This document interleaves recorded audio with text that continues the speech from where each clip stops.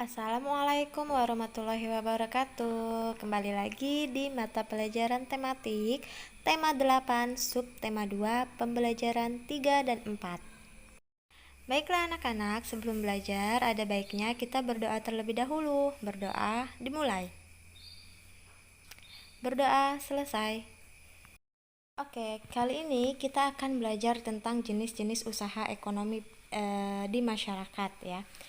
Nah, jadi anak-anak, jenis-jenis usaha ini ada namanya jenis usaha perseorangan dan ada jenis usaha kelompok. Kita bahas satu persatu ya.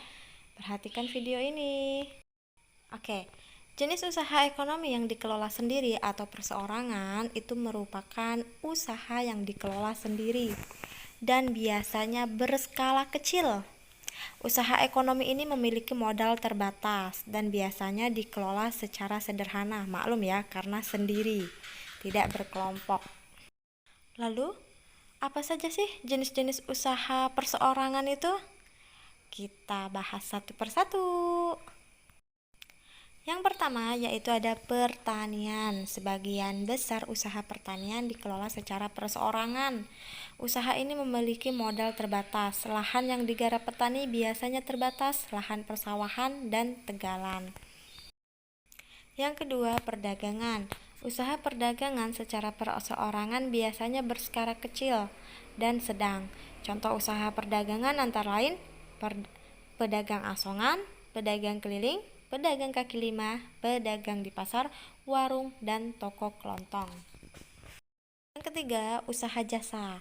Contoh usaha jasa yang dikelola secara perseorangan antara lain usaha salon, fotokopi, bengkel, potong rambut, penjualan pulsa, dan lain sebagainya. Itu adalah usaha jasa, yaitu memberikan sebuah jasa ya. Yang keempat, industri kecil. Sektor industri yang dikelola perseorangan merupakan industri rumahan. Contoh industri rumahan antara lain usaha kerajinan tangan berupa pembuatan keramik, souvenir, tembikar, anyaman, mebel, dan lain-lain. Nah, itulah tadi jenis-jenis usaha ekonomi perseorangan. Sekarang kita akan bahas tentang jenis-jenis usaha ekonomi yang dikelola kelompok. Apa sih itu usaha kelompok? Yaitu yang dikelola secara bersama, baik modal, pengelolaan, maupun keuntungan.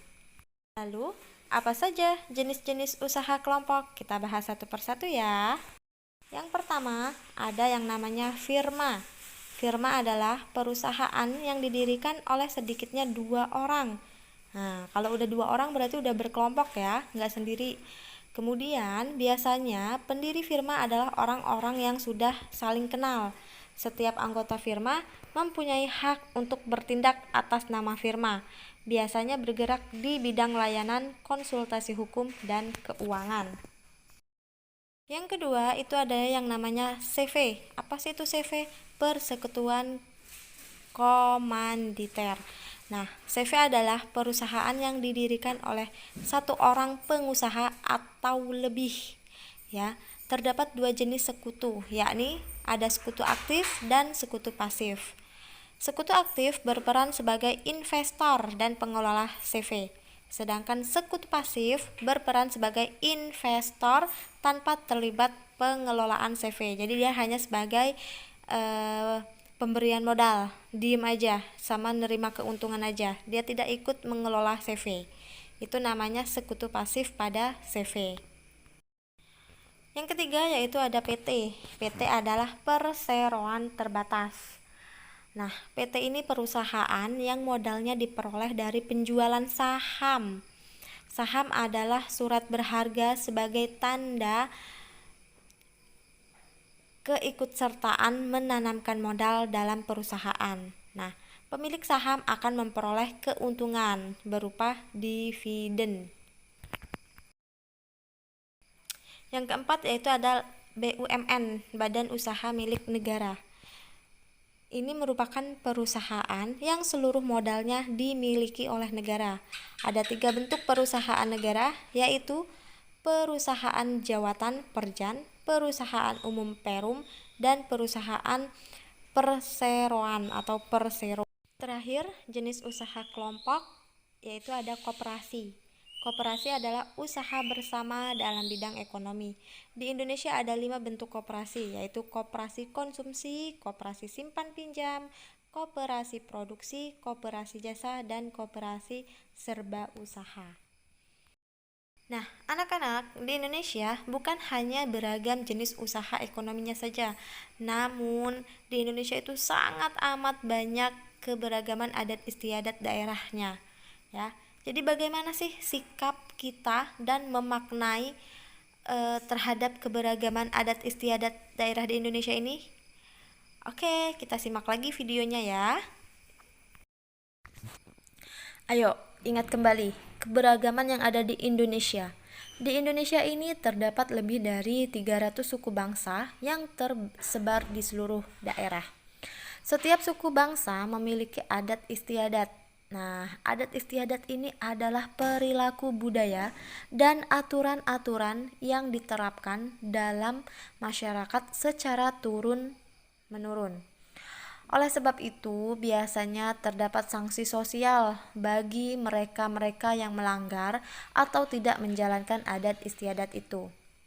Nah, lalu apa sih contoh adat istiadat dalam masyarakat yang bisa kita lihat? Ini sudah sangat jelas sekali terdapat di gambar, yaitu contohnya ada upacara pernikahan, itu sangat berbeda setiap daerahnya. Ada adat Jawa, adat Sunda, Palembang ya.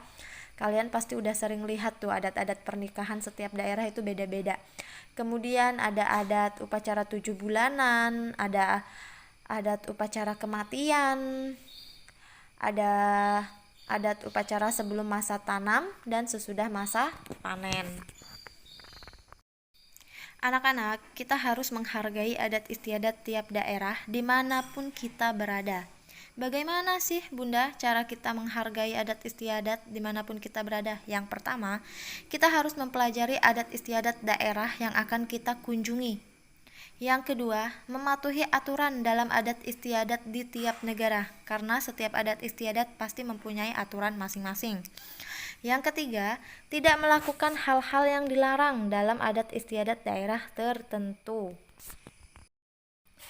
Nah, anak-anak, sebelumnya kalian tadi sudah melihat berbagai jenis adat istiadat di daerah seperti adat istiadat upacara pernikahan, upacara 7 bulanan, upacara masa panen, kemudian upacara kematian.